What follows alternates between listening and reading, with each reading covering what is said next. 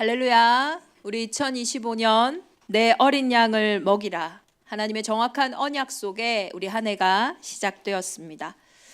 우리 한 해 동안 이 말씀의 성취에 가장 중요한 비밀이 있습니다.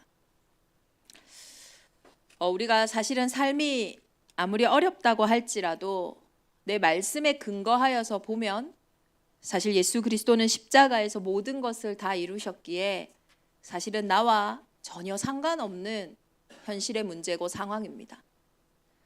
그렇지만 아무리 복음이 모든 것을 다 해결했다 할지라도 사실 내 문제는 내 문제고 나의 현실의 문제는 그대로 남아 있습니다.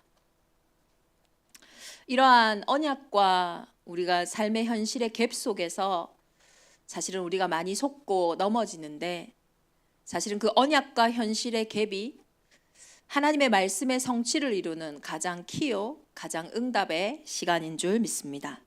그럼 우리가 그 갭을 메꾸는 가장 비밀이 뭐겠습니까? 그것이 하나님이 약속하신 평안입니다. 그리스도 예수께서는 십자가에서 모든 것을 다 이루시고 구원 주신 자들에게 한 가지를 약속하셨는데 그게 뭐냐면 보혜사 성령이 이제는 내 인생에 함께 할 것이다. 그는 고아와 같이 너를 버려두지 아니할 것이고 너를 지키시고 너에게 은혜 주시고 우리가 갈 바를 알지 못할 때는 우리를 가르치시면서 우리에게 가야 할 바를 인도하신다고 하셨어요. 근데 이 보혜사가 임하시면요 어떤 일이 일어나냐? 요한복음 14장 27절에 봤더니 평안을 너희에게 끼치노니 곧 나의 평안을 너희에게 주노라. 그런데 이 평안은요 세상이 주는 것과 같지 않대요. 우리가 많은 경제와 또 많은 어떤 인프라들을 통해서 편안한 삶을 살아갈 수도 있어요. 또 현실의 문제가 우리의 많은 것들을 불편하게 만들 수도 있습니다. 그런데요, 이 세상이 주지 않는 평안이 우리에게 임할 때 평안한 요셉은 현실과 언약의 갭이 없었어요. 평안한 이 다윗은 사망의 음침한 골짜기를 다닐지라도 아무 해를 입지 않았어요. 2025년 한 해를 시작하면서 우리 마음에 근심과 두려움을 하지 않을 이유는 하나님이 저와 여러분에게 평안을 약속하셨기 때문이에요. 그래서 이 평안이 임할 때는요 어떤 일이 일어납니까? 요한복음 16장 33절에 보면요 이것을 너희에게 이르는 것은 너희로 내 안에서 평안을 누리게 하려 함이라. 세상에서는 너희가 환난을 당하나 담대하라. 내가 세상을 이기었노라. 평안이 임하면요 담대함이 회복됩니다. 근데 평안을 잃어버리면 염려되고 걱정돼서 우리가 그 현실에 계속 끌려갈 수밖에 없어요. 그런데 평안이 임할 때 우리는 언약 성취의 담대함이 회복되어지고 그 현장은 하나님의 나라가 임했기 때문에 길이 보여지고 또 하나님이 그 길을 준비하십니다. 2025년 우리 대정인만의 온 교회가 한 해를 시작하면서 회복해야 될 하나님의 최고의 은혜는 그 언약 속에 내게 약속하신 평안입니다. 그럼 언제 우리가 평안이 임합니까? 언제 하나님이 우리에게 평안을 허락하십니까? 저는 성가대 찬양을 선곡을 볼 때마다 하나님이 교회 머리시구나를 참 많이 느껴요. 오늘 하나님의 시간표를 찬양했는데 하나님의 시간표 속에 있을 때 우리는 평안합니다. 요즘에 우리 교회 보니까 밤에 잠 못 드시는 분들이 많더라고요. 이게 잠이 안 오나 봐요. 어떻게 하냐 물어보시기도 하고요. 잠 안 오면 안 자면 됩니다. 그런데 평안해야 됩니다. 이게 뭔가 불편하니까요. 우리의 영이, 우리의 몸이 계속 깨어 있는 거거든요. 언제 평안합니까? 하나님의 시간표 속에 있을 때 내 영이 평안합니다. 하나님이 원하시는 것을 저와 여러분이 확인하고 한 해를 시작해야 되는 이유는 하나님을 위해서도 아니에요. 성경은 끊임없이 얘기합니다. 나는 스스로 있는 자다. 하나님은요 우리의 헌신이, 우리의 열심이, 우리의 노력이 필요하신 분이 아니에요. 그럼에도 불구하고 하나님이 원하시는 것을 우리에게 주시기 원하시는 이유는 바로 저와 여러분 때문이에요. 우리가 영적인 존재이기 때문에 우리가 영이신 하나님과 소통되는 그 시간에 우리는 평안함을 느끼고 우리는 내 영혼이 잘됨 같이 거기에서 오는 범사의 강건함을 누리게 되기 때문이에요. 그래서 하나님을 향한 우리의 헌신이 아니라 우리를 향한 그리스도 예수의 사랑을 회복하는 시간표가 되기를 기도합니다. 창세기 1장 27절 28절에 인간은요 평안했다니까요. 아무 문제도 없었어요. 하나님과 함께하는 상태, 선악을 알게 하는 열매가 그대로 하나님의 언약대로 동산 중앙에 서 있는 그 상태, 하나님의 시간표가 임한 상태, 하나님의 기준이 나의 기준이 되고 그 기준 속에서 모든 것을 생육, 번성, 충만, 정복하는 이 하나님의 영광이 회복된 상태는 우리에게 아무 문제가 없었다니까요. 그런데 언제부터 저와 여러분이 하나님의 시간과 어긋나기 시작했습니까? 언제부터 우리가 하나님이 원하시는 자리에 있지 못하고 언제부터 뭔가 내 영혼이 길을 잃어버렸습니까? 그게 성경이 말하고 있는 창세기 3장에 우리 인생에 와 있는 근본 문제요, 영적인 문제라는 거예요. 우리의 근본이 하나님을 떠나간 그때부터 하나님의 말씀보다 옛뱀 곧 마귀의 말이 우리의 귀에 들어오고 그 기준을 선택한 그때를 보고 성경은 원죄라고 얘기를 해요. 죄의 원어를 보면 뭡니까? 하마르티아, 관역에서 벗어난다는 거예요. 내 영혼이 하나님과 탁 소통되어질 때 그 기준이 통할 때 모든 것들이요 평안했다니까요. 그런데 이 기준이 벗어나게 된 거예요. 그때부터 어긋나기 시작하는 겁니다. 내 영혼도 하나님과 불통해, 사람과 사람 사이도 소통이 안 돼, 내가 하고자 하는 그 일도 나를 자꾸만 떠나가, 내 손을 빗나가, 열매가 맺어지지는 않는 그 상태가 되어버린 거예요. 고장난 시계는요 그래도 하루에 2번이라도 맞잖아요. 가만히 있으니까. 그런데 우리는 이 하나님을 떠난 상태의 두려움을 어떻게 해서든지 이겨야 하니까요. 그 발버둥을 치다 보니까 자꾸 오히려 내 마음대로 움직이니까 오히려 그 시계가 한 번도 시간이 맞는 적이 없는 거예요. 계속 어긋나게 됩니다. 그게 영적인 문제예요. 이것만 좀 해결되면 될 것 같은데, 이것만 좀 뭔가 딱 답이 나면 시원할 것 같은데, 그 불안하고 그 두려운데도요 그 마음과 그 생각에는 계속 수고하고 무거운 짐 때문에 어떻게 해야 될지 모르겠는 그 일이 영적인 문제요. 그것이 우리의 시간이 하나님을 벗어난 사단이 역사하는 시간이라는 거예요. 이 시간표를 어떻게 맞춰야 되겠습니까?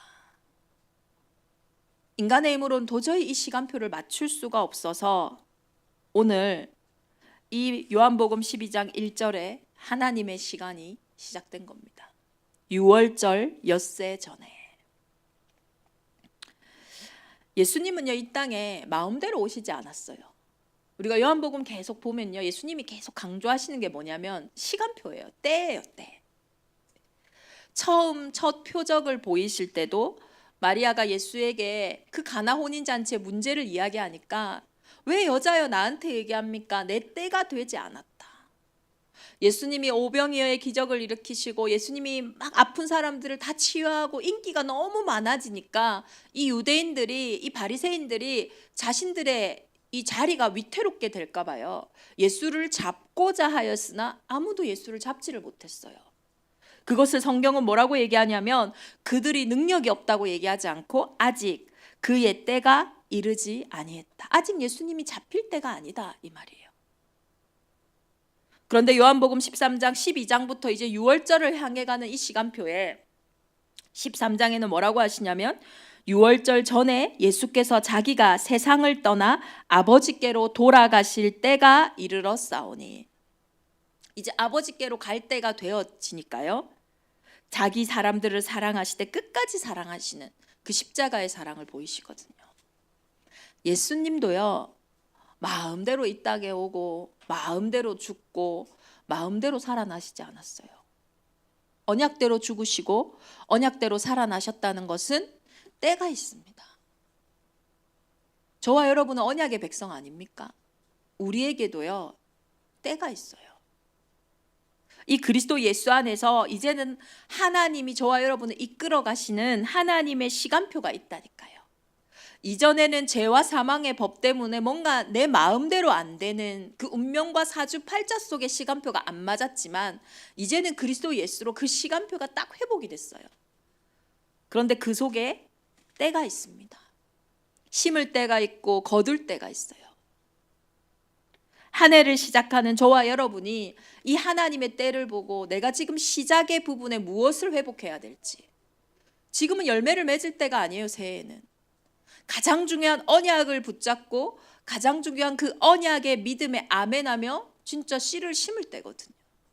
그러면서 한 해 동안 그 열매를 봐야 할 때라는 거예요. 그래서 우리가 받을 응답이 있기에, 우리가 받을 시간표가 있기에 시편 90편 12절의 말씀처럼요, 우리에게 우리 날 계수함을 가르치사 지혜로운 마음을 얻게 하소서. 이번 한 주가 우리 온 교회가 자꾸 뭔가 어긋나는 내 인생의 시간표가 아닌, 정말로 하나님이 예수 그리스도를 고백한 베드로에게 이렇게 얘기하셨어요. 아무에게도 말하지 마라 이 복음을. 왜냐? 지금은 아직 네가 말할 시간표가 아니야.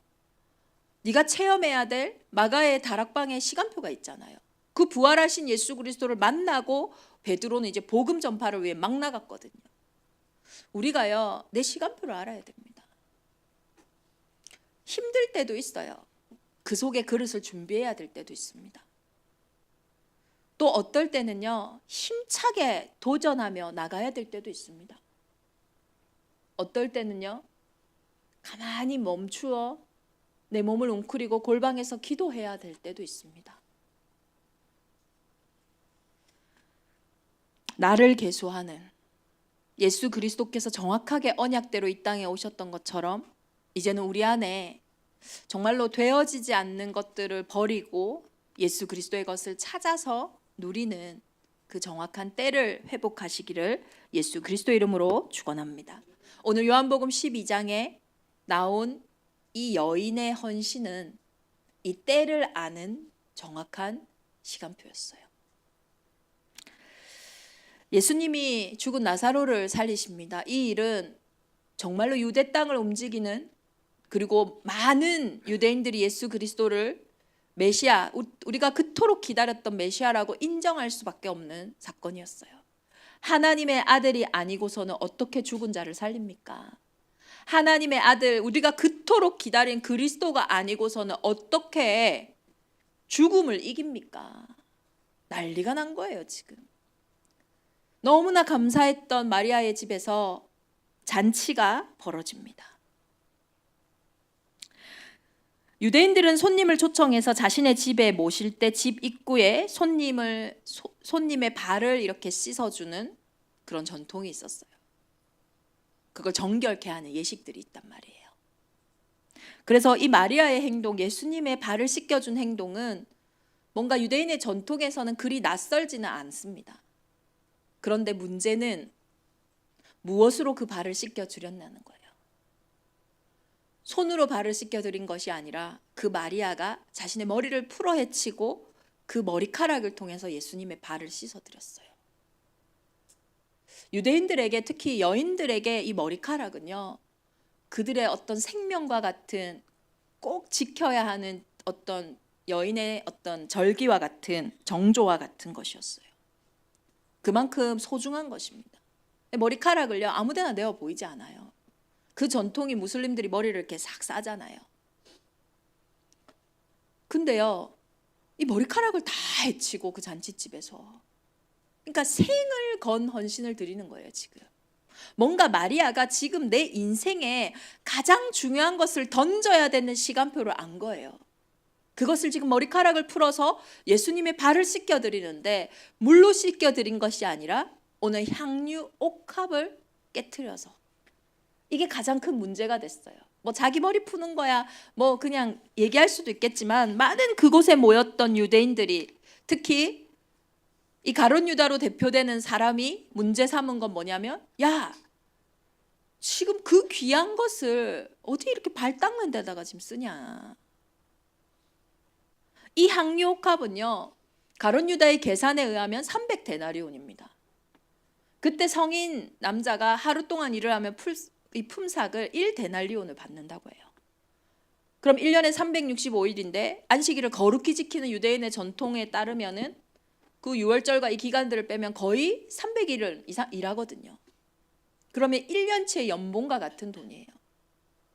그러다 보니까 올해 많은 신학자들은 이게 3천만 원 이상의 가치가 있다.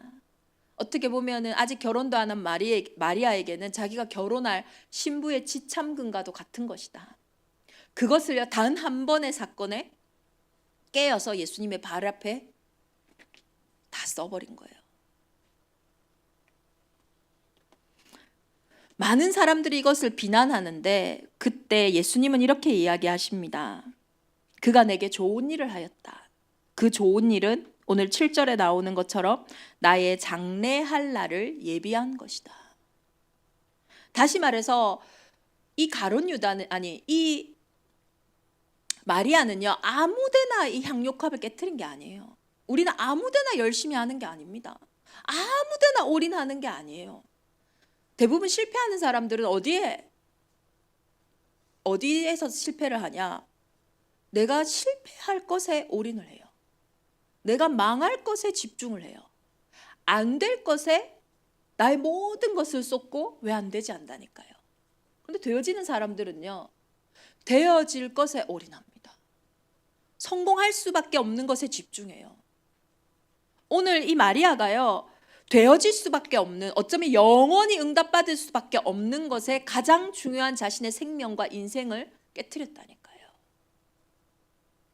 그것은 바로 그리스도의 죽으심을 예비한, 장래를 예비한 것이었어요.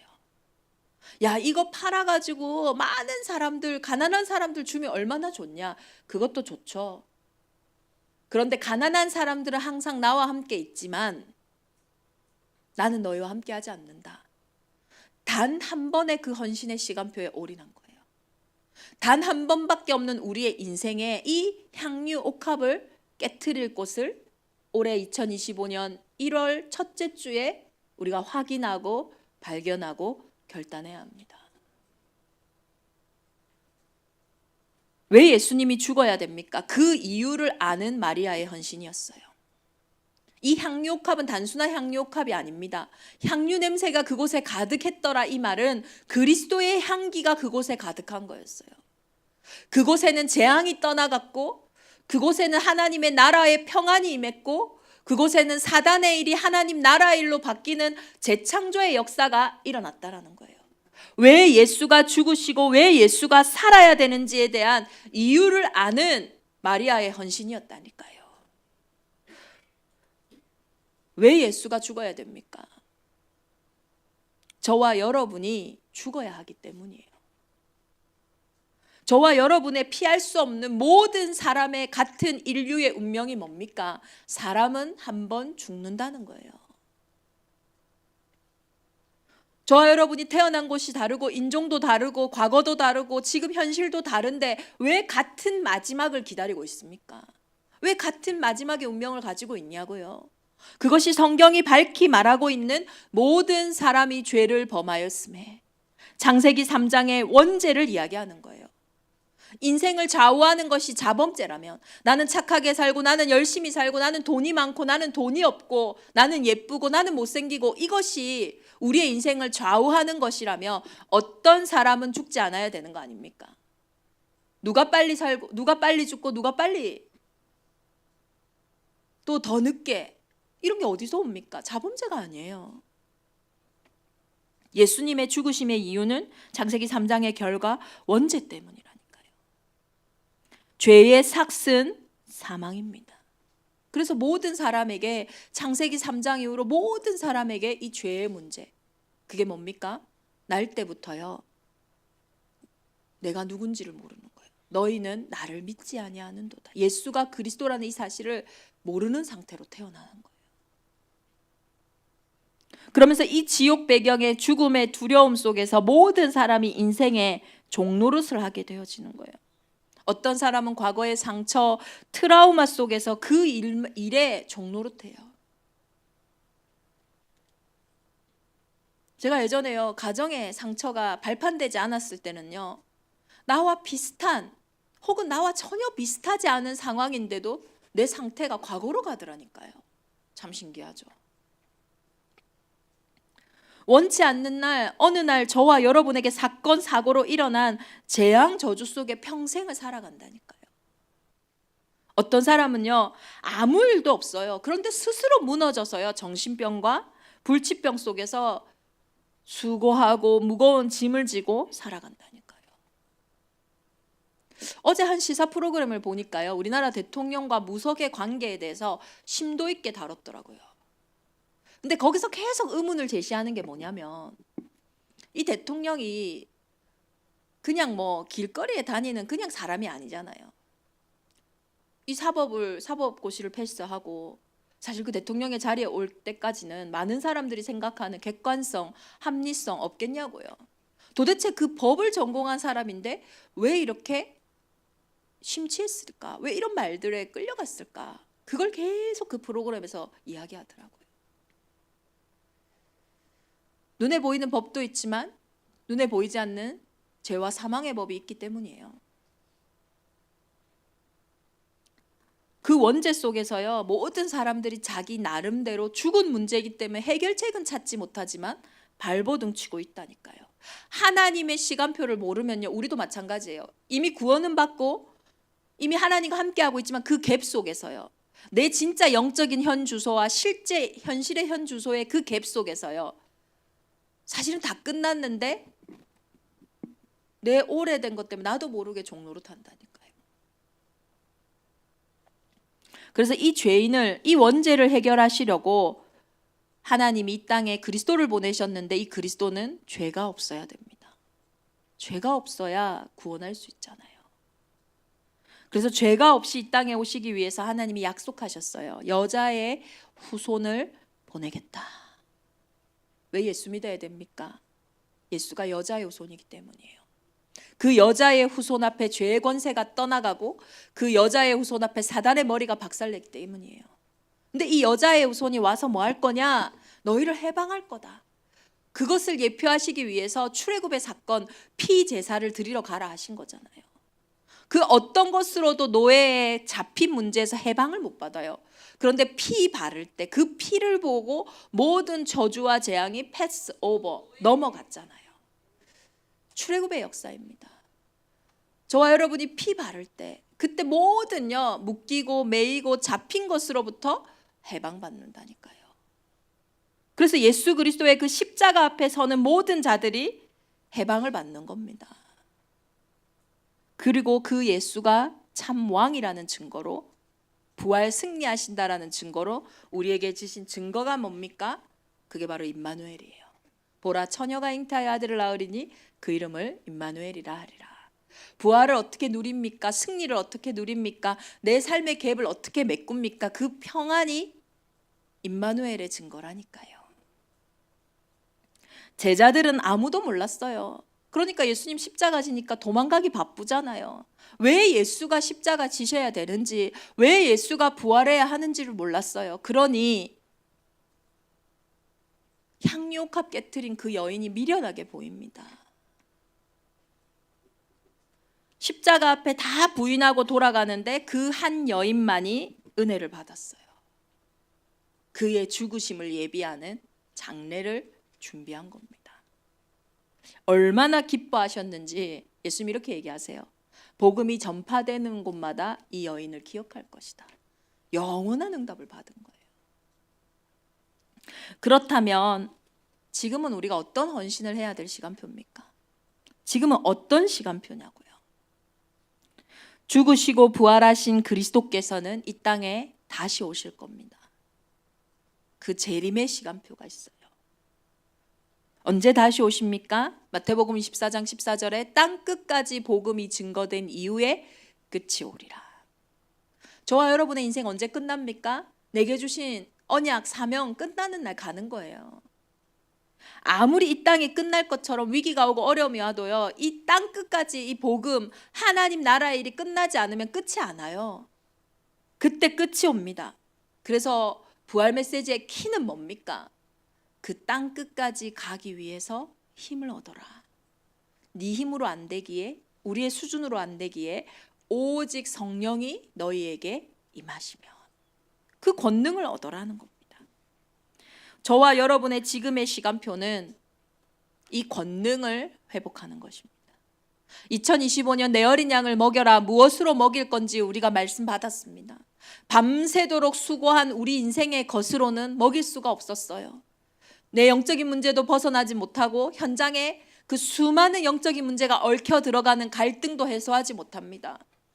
그런데 주의 말씀을 의지하여 내린 그 그물에서 얻은 그 물고기로만 우리 후대를 먹이고 현장의 재앙을 막을 수 있었고 나를 살릴 수 있었어요. 지금 저와 여러분이 회복해야 될 최고 중요한 헌신은요, 주의 말씀 의지하여 그 깊은 곳에 그물을 던지는 겁니다. 그래서 저와 여러분의 현장에 그 그리스도의 향기가 회복되어지는 겁니다. 고린도전서 2장 14절 15절을 보면요, 항상 우리를 그리스도 안에서 이기게 하시고 우리로 말미암아 각 처에서 그리스도를 아는 냄새를 나타내시는 하나님께 감사하노라. 우리는 구원받은 자들에게나 망하는 자들에게나 하나님 앞에서 그리스도의 향기니. 이 땅에 필요한 것은 그리스도의 향기입니다. 우리의 인생을 깨트려, 우리의 산업을 깨트려, 우리의 문제를 깨트려, 우리의 갈등을 깨트려 그리스도 예수의 향기가 이 땅에 선포되어져야 될 줄 믿습니다. 그리고 하나님은 이 일을 행하실 것입니다. 고린도전서 15장 3절 4절에 보면요, 하나님은 성경대로 그리스도께서는 죽으시고 성경대로 다시 살아나셨어요. 아무도 그리스도의 죽으심과 그리스도의 다시 사심을 막을 수가 없었어요. 저와 여러분에 있는 수많은 환경과 현실이 2025년 우리를 통해 하실 그 언약의 성취를 막을 수가 없어요. 상황은 아닌 것처럼 보여요. 현실은 안 될 것처럼 보여요. 그러나 하나님의 살아계시다라는 증거로 하나님은 말씀을 성취하십니다. 지금도 부활의 메시지 세계복음화의 시간표는 성취되고 있습니다. 어린 양을 먹일 모든 물고기와 시대의 재앙을 막을 모든 응답을 하나님은 가장 깊은 곳에 준비하셨습니다. 밤새도록 수고한 나의 열심이 아닌 주의 말씀을 의지하여 내린 그 그물 속에 하나님은 그 약속의 말씀을 성취하실 것입니다. 우리의 인생을 빛의 성전으로 회복하셔서 우리의 인생과 우리의 산업에 수많은 세계복음화의 응답들이 담겨질 거예요. 하나님은 우리의 인생의 그 성전에 빛의 경제를요 담아주신다니까요. 그래서 그 빛의 이정표를 걸어가는 자들에게 참된 부흥의 역사를 일으키신다라는 거예요. 문제는 누가 이 마리아와 같이 그리스도가 다시 오실 그 세계복음화의 단 한 번뿐인 내 인생의 시간표를 깨트릴 것이냐는 거예요. 주의할 것은요, 속지 않고 우리의 순전한 믿음을 빼앗기지 않아야 된다는 거예요. 인생을 깨트린 그 마리아에게요, 많은 사람들이 칭찬을 하지 않았어요. 대단하다고 하지 않았어요. 빛의 경제를 회복하기 위해, 빛의 성전을 회복하기 위해 향유옥합을 깨트리는 우리의 인생을요 미련하다고 할 것입니다. 오히려 하나님의 말씀을 봤더니요, 마태복음 26장 8절에는요 제자들이 분개하여, 아니 이 일을 보고요 왜 화를 내요? 자기 걸 깨트린 것도 아닌데. 분개하여 네가 무슨 의도가 있어서 이것을 허비하느냐?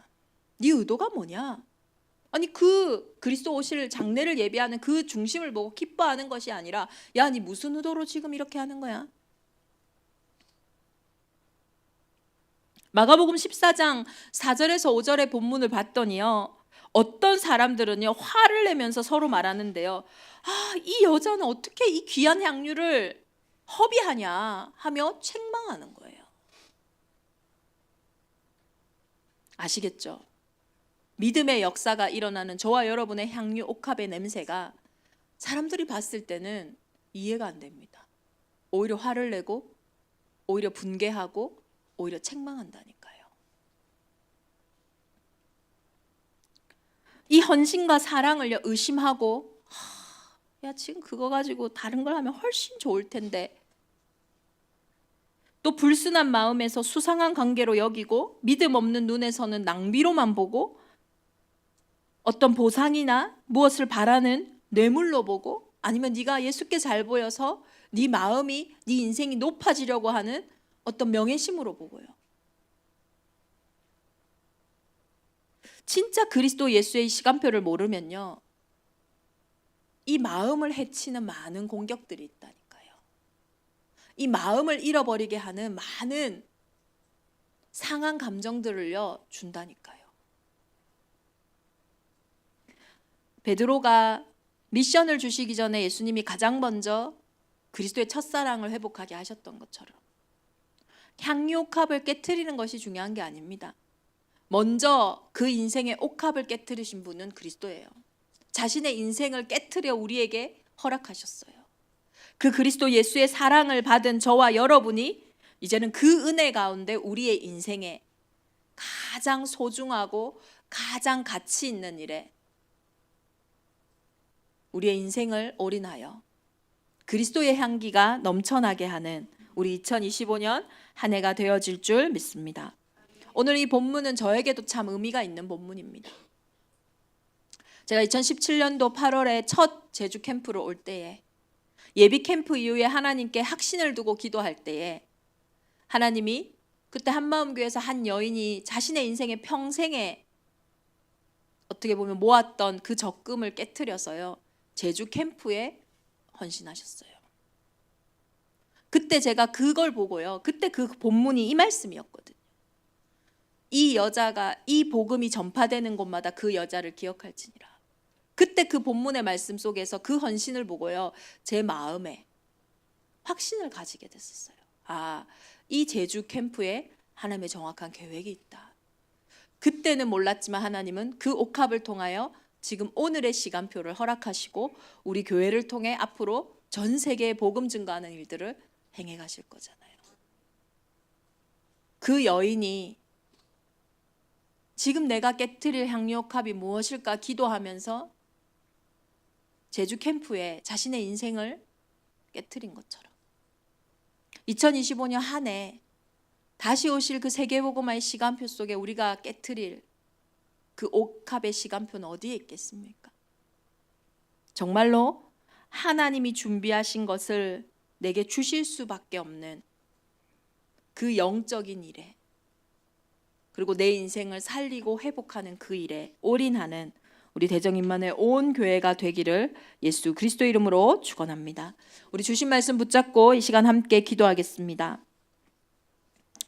무조건 열심히 사는 인생이 아니라, 무조건 열심히 하는 체질이 아니라요, 때를 아는 눈을 열어 주옵소서. 참된 부흥을 위한 사실적인 시작을 하게 하여 주옵소서. 요셉이 노예로 갔을 때는 노예의 일을 하는 게 맞아요.